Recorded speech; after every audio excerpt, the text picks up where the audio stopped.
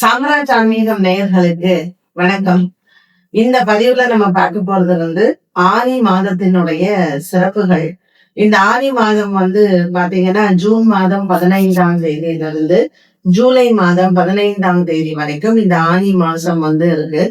ஆனி மாதம் எதுல சிறப்பு அப்படின்னு கேட்டீங்கன்னா, சூரியன் இப்போ மிதுன ராசியில இருக்கார்.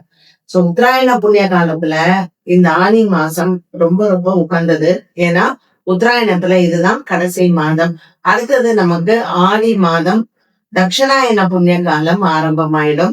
அதனால இந்த ஆடி மாதத்துல ஒரு சில நாட்கள் நமக்கு ரொம்ப சிறப்பு வாய்ந்தது. முதல்ல நமக்கு சிறப்பு வாய்ந்த நாள் எது அப்படின்னு பாத்தீங்கன்னா, ஜூன் மாதம் 29ஆம் தேதி திங்கட்கிழமை. இந்த சோமவாரத்துல வரக்கூடிய பௌர்ணமி சந்திரனுக்கு மிகப்பெரிய பலத்தோட அமைஞ்சிருக்கும்.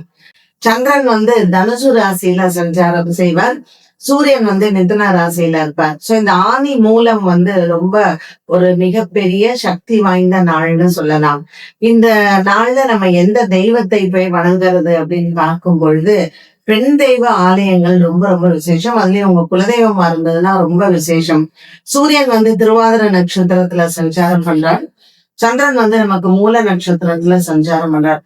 இந்த ரெண்டு நட்சத்திரமுமே ரொம்ப சக்தி வாய்ந்த நட்சத்திரங்கள். ஒன்று சிவபெருமானை குறிக்கிறது, இன்னொன்று ஆஞ்சநேயரை குறிக்கிறது.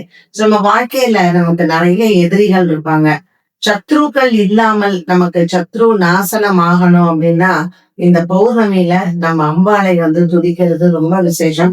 நீங்க வீட்டுல பூஜை பண்றதா இருந்தா லலிதா சகஸ்ரநாம பாராயணம் பண்ணலாம், துர்காஷ்டகம் பாராயணம் பண்ணலாம், தேவி மகாத்மியம் பண்ணலாம்.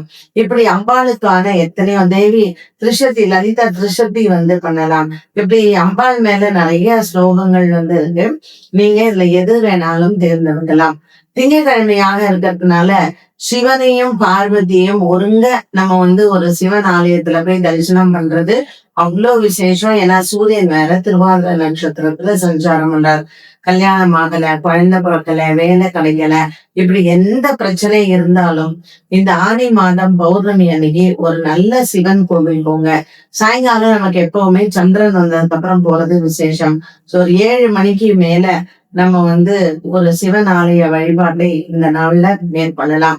வீட்லயே நம்ம பண்ணணும்னா சிவனுக்கு சிவலிங்கம் இருந்தால், அதுவும் ஸ்படிகலிங்கம் இருந்தால் ஸ்படிகலிங்க பூஜை ரொம்ப ரொம்ப விசேஷமானது. அன்றைய நாள்ல வில்வத்தால ஸ்படிகலிங்கத்துக்கு அர்ச்சனை பண்ணி ஒரு நல்ல கங்கா ஜலத்துல அவருக்கு அபிஷேகம் பண்ணி வில்வத்தினால் அர்ச்சனை பண்றது ரொம்ப ரொம்ப சிறப்பு. இப்ப நீங்க அம்பாள் பூஜை எல்லாம் பண்ணும்பொழுது வெறும் எனக்கு எந்த ஸ்வரூபமும் இல்லை, நான் அப்படியேதான் பூஜை பண்ணணும் அப்படின்னீங்கன்னா வெறும் குத்துவிளக்கு ஏத்தி வச்சு நீங்க பூஜை பண்றது ரொம்ப விசேஷம். ஒரு தட்டுல அரிசி வச்சு அந்த அரிசி மேல நீங்க விளக்கேத்திட்டு அந்த விளக்குக்கு நீங்க குங்குமத்தால அர்ச்சனை பண்ணலாம். சின்ன வில்வம் இருக்கு பாத்தீங்களா, லட்சுமி வில்வம், அதுல அர்ச்சனை பண்ணலாம். விருட்சம்ல அர்ச்சனை பண்ணலாம்.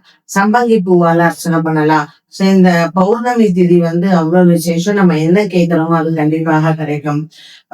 அதாவது சக்தி பீடங்கள் சென்று தேவியை வணங்குறது இன்னுமே நமக்கு ரொம்ப விசேஷம்தான். மாங்காடு, திருநேற்காடு இப்படியான ஆலயங்களுக்கும் நீங்க அன்றைய நாள்ல சென்று வழிபாடுகள் செய்யலாம். திருவொற்றியூர்ல இருக்கக்கூடிய வடிவுடை அம்மன். அன்றைய நாள்ல இந்த 3 அம்மனையும் பார்க்கறது ரொம்ப நல்லது. இச்சா சக்தி, கிரியா சக்தி, ஞான சக்தி, இந்த 3 சக்திகளையும் ஒருங்கிணைந்து அன்றைய நாள்ல நம்ம வழிபட்டால் நமக்கு எடுத்த காரியம் எல்லாமே வெற்றி அடையும். அது மட்டும் இல்ல, சத்ரு இல்லாமல் இருப்பாங்க. ஏன்னா இன்னைக்கு காலகட்டத்துல நமக்கு சுத்தி யார் நல்லவங்க யார் கெட்டவங்களே தெரிய மாட்டேங்குது இல்லையா? அதனால அங்காள பரமேஸ்வரியை இந்த பௌர்ணமியில வணங்குறது ரொம்ப விசேஷம். அவங்களுக்கு எலுமிச்சம்பழ மாலை, நமக்கு நல்ல ஒரு அரளிப்பூ மாலை, அதே மாதிரி மல்லிப்பூ மாலை, இந்த 3 மாலைகளும் அங்காள பரமேஸ்வரிக்கு அன்றைய நாள்ல நம்ம போட்டு ஒரு நல்ல சக்கரை பொங்கல் நைவேத்தியம் பண்ணீங்கன்னா ரொம்ப விசேஷமான ஒரு பௌர்ணமி. இந்த ஆணி மூலம் மிஸ் பண்ணாதீங்க. அதே மாதிரி ஆணி மாசத்துல வரக்கூடிய அமாவாசை, இந்த அமாவாசையும் ரொம்ப சிறப்பு வாய்ந்த ஒரு அமாவாசை. ஏன்னா சூரியன் சந்திரன் எல்லாமே கேந்திரத்துல இருக்கக்கூடியது ஒன்று. 2வது உத்தராயணத்துல இருக்கக்கூடிய கடைசி அமாவாசை. இந்த ஆனி மாசத்துல பாத்தீங்கன்னா இந்த அமாவாசையில நம்ம நிறைய அன்னதானங்கள் பண்ணலாம். அதே மாதிரி ஆனி மாசத்துலதான் நிறைய ஆலயங்கள்ல வந்து ஜேஷ்டாபிஷேகம் ஆகும். சோ ஒரு இறைவனினுடைய அந்த இது கோவில்களாக இருக்கட்டும், இறைவனுக்கு அர்ப்பணிக்கக்கூடிய அந்த அங்கி எல்லாம் சோ அது எல்லாமே எடுத்து அவங்க சுத்தம் பண்ணி அதை திருப்பி பாலிஷ் பண்ணி வைப்பாங்க. சோ கோவில மட்டுமல்ல, சுவாமியினுடைய எல்லா விதமான சுவாமிக்கு சார்ந்தக்கூடிய வஸ்திரங்கள் எல்லாமே இந்த ஜேஷ்டாபிஷேகத்துல செய்யறதுதான். சோ கோவிலை சுத்தப்படுத்துறது மட்டுமல்லாமல் உத்தராயண புண்ணிய காலம் வருது, தட்சாயண புண்ணிய காலம் வருதுன்னு சொல்லிட்டு கோவிலை சுத்தப்படுத்தி இறைவனுக்கும் அதற்கு தேவையான பூஜைகள் எல்லாம் பண்றாங்க. இந்த காலகட்டத்துல ஆனி மாசத்துல வரக்கூடிய உத்திர நட்சத்திரம் ரொம்ப ரொம்ப விசேஷம். ஆனி உத்திரத்துல வந்து சிவனுக்கு சிதம்பரத்துல வந்து பாத்தீங்கன்னா மிகப்பெரிய அந்த அபிஷேகம் வந்து செய்வாங்க. ஆனி உத்திரத்துல இந்த திருமஞ்சனம்னு சொல்லக்கூடியது ஆனி திருமஞ்சனம். இது உத்திர நட்சத்திரத்தன்னைக்கு வந்து நடக்கும். அதுவும் நீங்க வந்து சிதம்பரத்துல நமக்கு அந்த பொன்னம்பலத்தை வந்து பார்த்து வழங்கினோம்னா பாவங்கள் எல்லாமே வந்து தீரும். ஆனி மாசத்துல வரக்கூடிய இந்த முக்கியமான நாட்கள்ல நீங்க மிஸ் பண்ணாம உங்களால என்ன முடிஞ்சதோ இந்த ஆனி மாசத்துல நீங்க செய்யலாம்.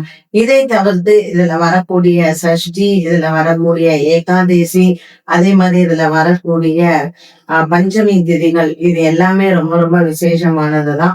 அதுல உங்களுக்கு இதுல எது முடிஞ்சதோ அதை போய் நீங்க கோவில்ல வந்து இந்த வழிபாடுகளை எடுத்து பண்ணலாம். ஆனி மாசத்துல மத்தது எது செய்யறோமோ இல்லையோ மறக்காம இந்த அமாவாசை பௌர்ணமி திதிகள்ல அன்னதானங்களும் செய்யலாம். எதிரேர்களே, ஆனி மாசத்தினுடைய சிறப்பை பார்த்தோம். ஆனி மாசத்துல எந்த தெய்வத்தை என்னைக்கு போய் வணங்கினால் நமக்கு நல்லது அப்படிங்கறதையும் நம்ம பார்த்தோம்.